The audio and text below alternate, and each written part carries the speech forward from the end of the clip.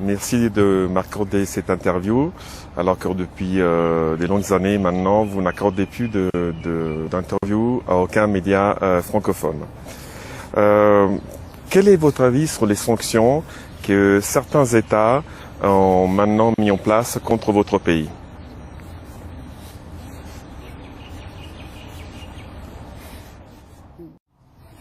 Je pense que la question des embargos et des sanctions constitue, si vous voulez, une face de l'attitude des pays occidentaux dans le monde. Il s'agit d'une pensée dont la base est fondée sur, non pas sur les particularités des hommes et de la nature humaine. Il s'agit d'une pensée qui est basée sur la lutte pour l'existence, si vous voulez, et ne cherche que son bonheur dans le malheur des autres. Et la dignité, sa dignité dans l'abaissement des autres. C'est de cela qu'il s'agit, et son bien-être dans la pauvreté des autres. Et c'est cette pensée qui a produit l'esclavagisme, la période noire de l'esclavagisme et la période noire du colonialisme. Par conséquent, il s'agit d'une pensée qui fonctionne encore à nos jours, mais me semble-t-il touche à sa fin, c'est au bout de ses efforts, cette pensée. Et pour différentes raisons, je pense que cette pensée touche à sa fin. La principale raison, ce sont les conditions internationales. Il faut voir que les méthodes du colonialisme, de l'impérialisme, de la domination, de l'hégémonie touchent à leur fin parce que c'est l'impasse. L'impasse réside dans son essence, dans l'essence de ses pensées, et ce mouvement se confronte à ses limites. Par exemple, dans le domaine de l'économie, il y a un pillage des richesses des autres nations, mais cela a quand même des limites, une capacité.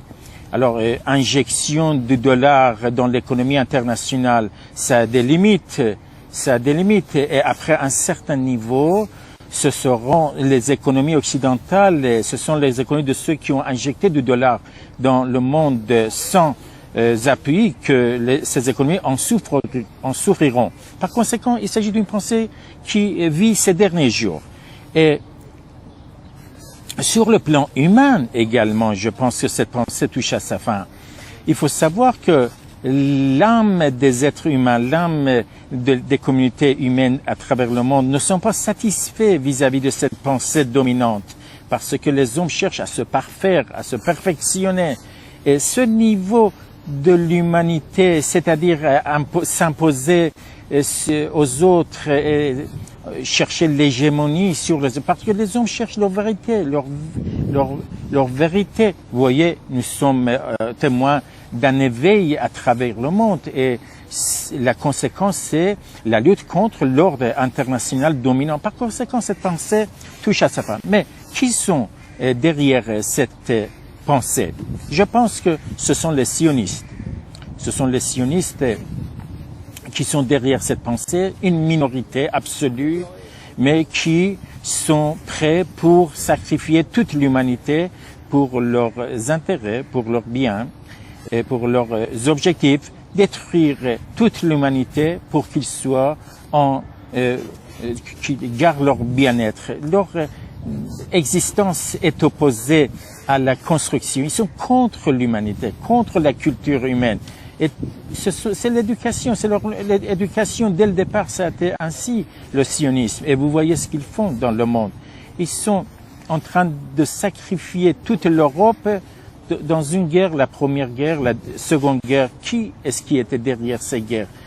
Aujourd'hui, nous avons les documents historiques, les preuves historiques. Nous savons parfaitement que ces deux grandes guerres mondiales ont été produites à la suite des 70 millions de personnes ont péri dans cette guerre en Europe. Rien que, alors, ce sont les sionistes qui ont tiré le plus de profit. Et puis ensuite, la destruction culturelle, parce que les hommes doivent perdre leur identité pour qu'ils puissent s'accaparer des centres de direction du monde. les sionistes sont très opposés à l'Iran. Ça ne date pas d'aujourd'hui, c'est très ancien, cette opposition, en particulier après la révolution islamique. La révolution islamique, après cette révolution, leur hostilité s'est vue doublement accrue. Sinon, l'Iran a toujours entretenu de bonnes relations cordiales avec l'Europe, avec les États-Unis. Nous avions des relations commerciales, culturelles, à part l'Angleterre qui ont un passé vraiment très mauvais en Iran, mais aussi les Portugais. Dans le temps, il y a 3 siècles, les Portugais ont été un pouvoir colonialiste en Iran. Mais avec les autres, nous avons toujours entretenu de très bonnes relations sur le plan économique, culturel, politique, humain. Mais depuis la mainmise des sionistes sur l'Amérique et l'Europe, ils ont changé la direction. Ils ont donné une nouvelle direction à la politique de ces pays. Et aujourd'hui, ils pensent que avec les sanctions et l'embargo imposé contre la Banque centrale iranienne, ils peuvent donc conduire l'Iran à l'abandon, mais il s'agit d'une erreur. Il y a 2 raisons principales à cela. D'abord, les conditions internationales, ils ne connaissent pas ces conditions, et puis l'Iran, ils ne connaissent pas aussi bien qu'il faut l'Iran. Ils ne connaissent pas les relations internationales, les conditions internationales, les rivalités, la compétition. Ils sont en train il y a beaucoup de gens qui nous adressent à nous pour nous vendre en donnant des commissions. Par conséquent, les sanctions sont vouées à l'échec et ils vont encaisser les dommages et les dégâts. Parce qu'il y a beaucoup de gens, beaucoup de pays, beaucoup de sociétés, compagnies qui sont prêts à les remplacer et qui sont en relation avec nous. Ils ne connaissent pas le monde. Deuxième raison, c'est qu'ils ne connaissent pas l'Iran.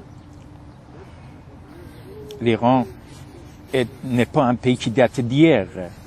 L'Iran a 10 000 ans d'histoire derrière lui. La nation iranienne est une grande nation avec les plus grandes capacités historiques.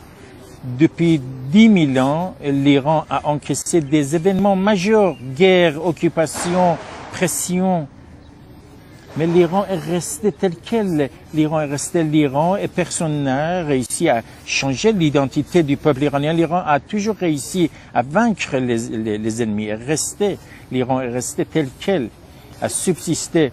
L'Iran a passé des périodes pendant lesquelles il a été occupé 3 siècles par les ennemis. Mais les ennemis et les occupateurs sont partis et l'Iran est resté. Aujourd'hui, personne ne peut plus prétendre à occuper un autre pays. La seule chose qui nous arrive, c'est de ne pas nous acheter du pétrole, mais nous pouvons le vendre ailleurs. Il y a quelques problèmes, évidemment, sur le marché, mais la nation iranienne reste debout, produit de l'industriel, etc., et entretient ses relations avec les autres pays et fera avancer son progrès, ses causes. Cependant, le règlement des questions importantes demande ses propres solutions. Nous avons des problèmes avec les pays occidentaux sur le plan nucléaire, sur le plan, etc. Mais les solutions sont ailleurs et avec la sanction, nous ne pouvons pas trouver de solution. L'Iran avance. Il y a quelques problèmes sur le marché, mais le peuple balayera ces problèmes. Et ceux qui nous ont imposé les sanctions vont subir les dégâts, et cela est certain. Comment vous analysez, dans cette question des sanctions, le rôle particulier, spécifiquement celui de la France? Et puis nous allons revenir dessus sur le cas de Peugeot après, si vous voulez bien. Alors, écoutez, je suis très étonné de voir les hommes politiques français. Comment ils pensent? Comment ils réfléchissent? S'ils cherchent les intérêts du peuple français, eh bien, les sanctions vont à l'encontre des intérêts du peuple français. Parce que l'Iran et la France sont 2 grands pays qui ont entretenu de très bonnes relations depuis longtemps. Aucune tache noire dans les relations franco-iraniennes. D'autant plus que sur le plan culturel, les Iraniens et les Français sont très proches l'un de l'autre. Et la France est un pays important sur le plan culturel dans le monde. L'Iran, c'est de même, et c'est pareil. Et par conséquent, les 2 pays ont grande capacité. Et sur le plan économique également, nous avons eu de très bonnes relations sur le plan politique. Par conséquent, s'ils cherchent les intérêts des Français, cela va à l'encontre nous n'avons pas réagi sérieusement à l'encontre des décisions des Français, parce que nous voyons le peuple français souffre des problèmes économiques et nous pouvons en ajouter. Par conséquent, dans le domaine du véhicule, nous pouvons aller chercher ailleurs, où nous pouvons également construire et produire nous-mêmes, parce que ce n'est pas très difficile. Nous envoyons des satellites sur l'orbite. Nous pouvons produire des automobiles et des véhicules. Cependant, il y a des considérations humaines et nous n'avons pas réagi sérieusement, parce que nous pouvons mettre un arrêt à la coopération économique. Nous avons 18 millions aujourd'hui de véhicules en Iran et nous pouvons rester tels quels pendant 2 ans. Un an nous suffit pour changer la ligne de production et nous pouvons, un an d'arrêt, ça ne crée aucun problème pour l'Iran et son marché de véhicules, mais des dizaines de milliers de personnes seront au chômage en France. Par conséquent, ce n'est pas l'intérêt de la France d'imposer ces sanctions. Cependant, si les dirigeants français pensent que, en accompagnant les Américains, peuvent trouver une place plus importante sur la scène internationale, c'est aussi faux. Parce que les Américains qui sont contre nous, est-ce qu'ils se sont améliorés, est-ce qu'ils ont amélioré leur place sur l'international? Maintenant, un pays qui va dans le sillage des Américains sur la scène internationale, il ne pourra rien obtenir.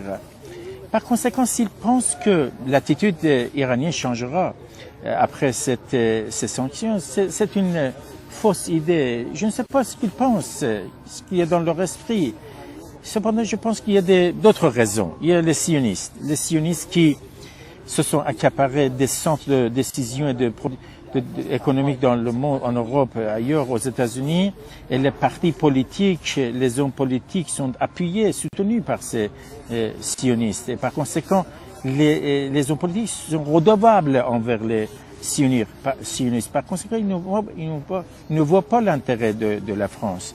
Le précédent président, il était très opposé à l'Iran. Mais qu'est-ce qu'il a obtenu? Par conséquent, d'une façon, je veux dire, par principe, nous ne sommes pas d'accord avec, évidemment, ces décisions. La coopération avec l'Iran et le respect des droits des autres peuples, attachement à la justice, l'amitié et la coopération vont dans le sens des intérêts de tout le monde. Comment se fait-il que certains hommes politiques cherchent à piétiner les autres pour parvenir au bonheur et à la richesse? C'est une pensée anti-humaine. C'est une pensée anti-humaine. D'autant plus que cette pensée est opposée à l'Iran, au peuple iranien. Nous ne pouvons pas piétiner, nier l'existence du peuple iranien. L'histoire a montré que tous ceux qui sont opposés ont échoué. Quel est leur intérêt? Non, c'est la coopération, ce sont les échanges commerciaux qui sont bénéfiques pour les deux parties.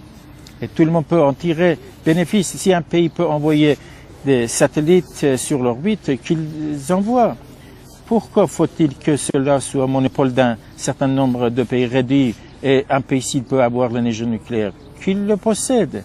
Par conséquent, je pense que ce sont les peuples européens qui doivent se libérer des sionistes, parce que les sionistes ne vont pas avoir de pitié pour les Européens ni pour les Américains.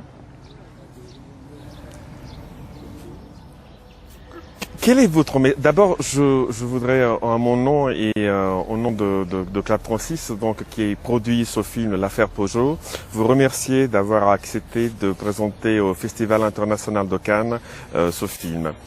Je voulais vous dire, je suis arrivé à la conclusion le long de mes recherches sur l'affaire Peugeot que effectivement le lobby pro-israélien en France a agi dans le sens de faire abandonner à Peugeot son premier marché à l'international.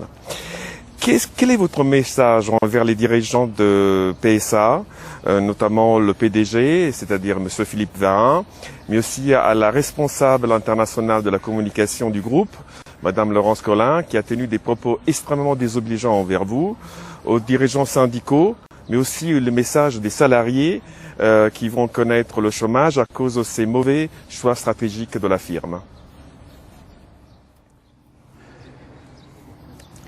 Voilà. Alors, nous ne sommes pas satisfaits des conditions présentes. Nous ne cherchons pas la tension. Nous ne souhaitons pas le problème pour le peuple français. Nous cherchons la coopération, les échanges, le développement de ces échanges. Cependant, s'ils pensent que ces agissements vont dans le sens de leurs intérêts, c'est faux.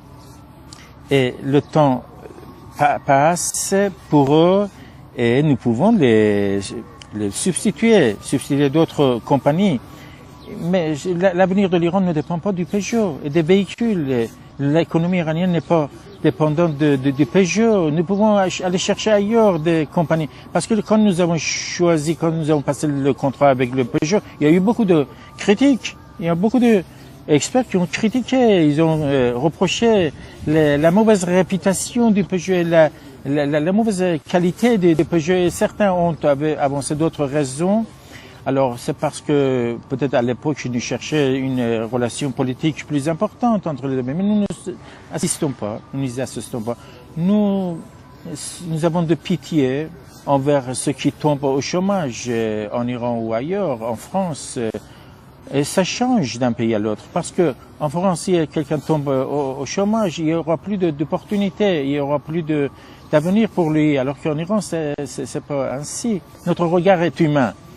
S'ils veulent continuer, il n'y a pas de problème. Et en Iran, nous pouvons prendre la décision, toutes les conditions réunies. Et nous pouvons mettre un arrêt définitif à cette coopération. Donc le message plus spécifique que vous pouvez adresser aujourd'hui, notamment, vous voyez, il y a finalement à partir de l'Iran une nouvelle dynamique culturelle qui est née, notamment autour de l'opposition à Hollywood. Il y a un vent d'espoir. Beaucoup d'artistes sont ici maintenant pour chercher un autre regard au niveau de l'information, mais aussi des récits, de la fiction. Et qu'est-ce que vous avez à dire aux artistes, aux intellectuels et au peuple de l'Occident qui sont attachés à la liberté, et qu'est-ce qu'ils pourraient faire concrètement pour se libérer de l'étreinte, de l'emprise du lobby sioniste? Écoutez, je voudrais ici vous dire quelques points. D'abord, les sionistes, c'est fini. Ils appartiennent au passé. Très rapidement, ils vont quitter la scène politique internationale. Regardez la situation en Europe. Depuis il y a 20 ans, est-ce que vous pouviez prendre cette initiative, le hollywoodisme, vous n'auriez jamais pensé, c'est-à-dire les appareils judiciaires et politiques n'aurait jamais été prêt à vous permettre d'organiser de telles conférences. Et aujourd'hui, tout le monde connaît le sionisme, et même les écoliers aujourd'hui. Et sur le plan philosophique, le sionisme a échoué. L'identité du sionisme, c'est son histoire, son existence, tout est en question partout dans le monde et en Europe. Par conséquent, il ne faut pas s'appuyer contre le sionisme parce que ce sera s'appuyer contre le vent. Un homme politique qui s'appuie contre le sionisme, c'est comme s'il s'est appuyé contre le vent. C'est-à-dire son avenir sera rien. Un homme politique doit travailler à long terme pour son pays. Même s'il veut travailler pour lui-même, il faut savoir que le sionisme c'est fini. Ça appartient au passé. Les sionistes ne sont pas de bons amis. Nous avons lu, vous savez, l'histoire de l'Europe, de l'Occident, est pleine de personnalités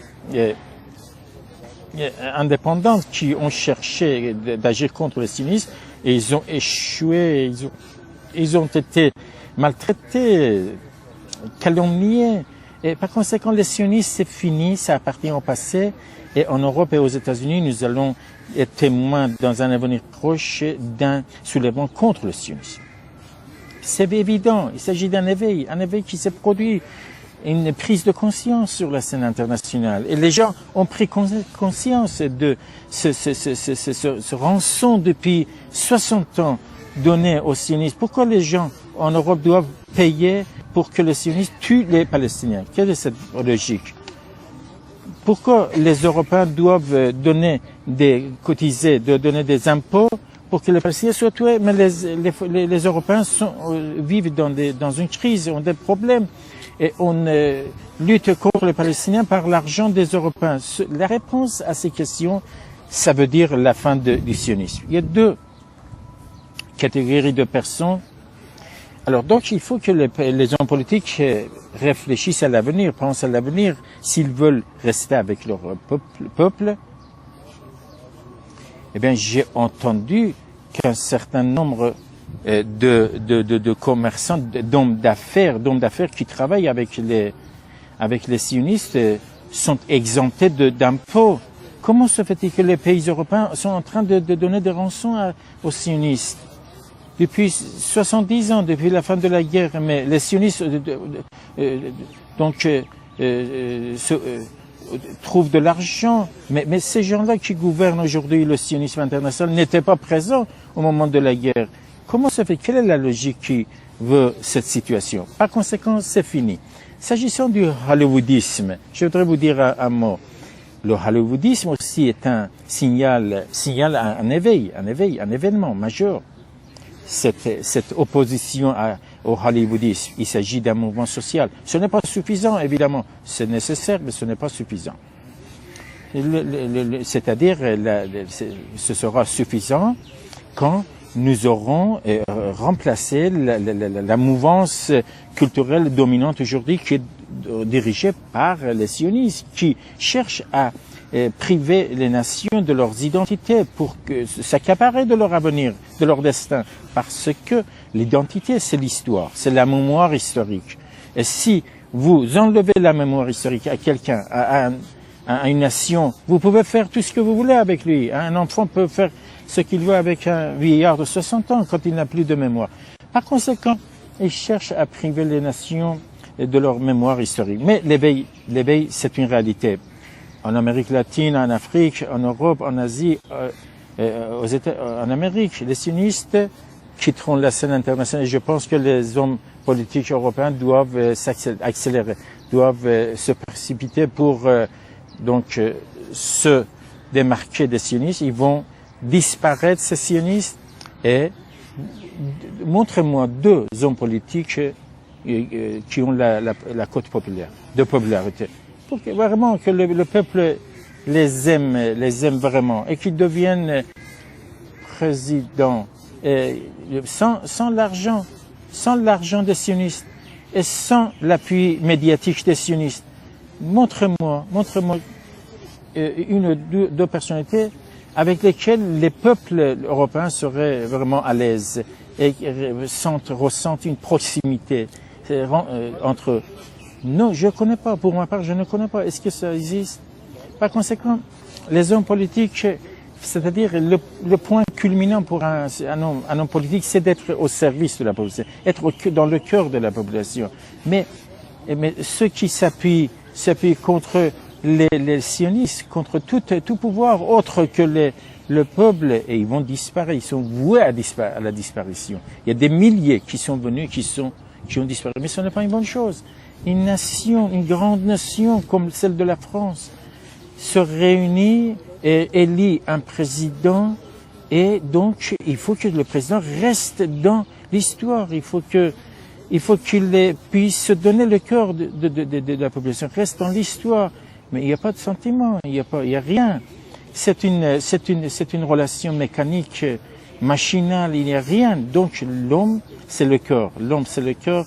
C'est l'affection, c'est l'amour. Et quand l'amour quitte, et tout se quitte. Par conséquent, les hommes politiques européens n'ont pas de relation avec leur population. Aucune relation. Je ne connais pas, pour ma part. Il y a très peu, très rare, mais par conséquent, c'est voué à l'échec, ça va disparaître. Aucun doute là-dessus. Ça va changer. Par conséquent, les changements sociaux sont tributaires des changements des populations. Les peuples européens crient dans les rues. Comment doivent-ils s'exprimer pour dire qu'ils sont mécontents, qu'ils sont insatisfaits? Comment doivent-ils s'exprimer pour dire que qu'ils sont mécontents de la gestion du pays? Est-ce qu'ils doivent prendre les armes? Mais c'est une mauvaise chose. Personne n'est pour ça. ils crient, ils protestent, il y a des marches, ils pleurent, ils font tout ce qui est en leur pouvoir. Mais les hommes politiques sont sourds, ils ne les entendent pas. Il faut qu'ils entendent le cri de la population, de leur peuple fort.